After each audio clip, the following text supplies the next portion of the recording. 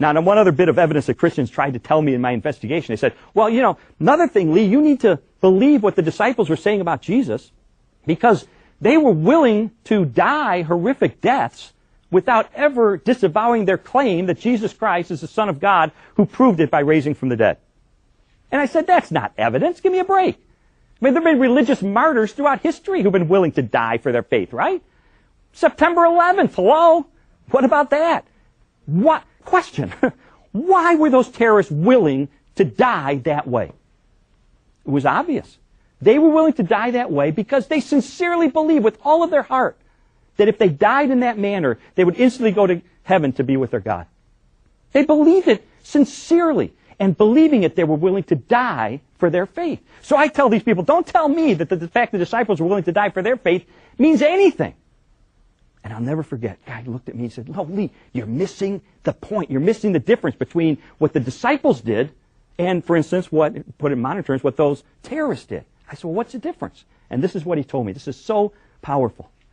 He said, Lee, people will die for their religious beliefs if they sincerely believe their beliefs are true, right? I said, that's right. He said, but people will not die for their religious beliefs if they know their beliefs are false, right? I said, well, that's true. Nobody's going to die for a lie. I said, okay, then follow me on this.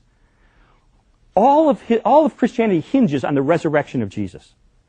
If he came back from the dead, he is authenticating and proving his claim to being the Son of God.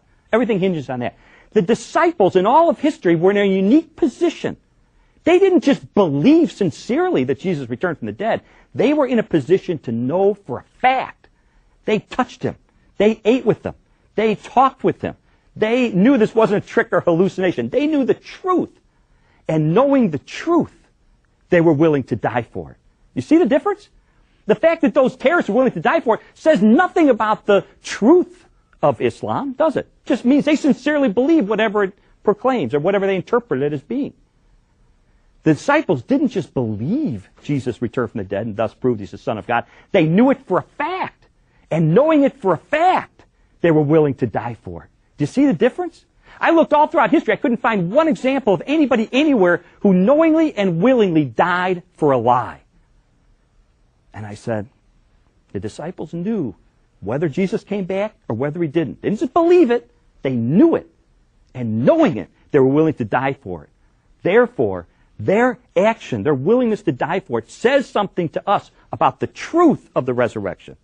Unlike somebody who just believes something and has no personal evidence one way or the other for it.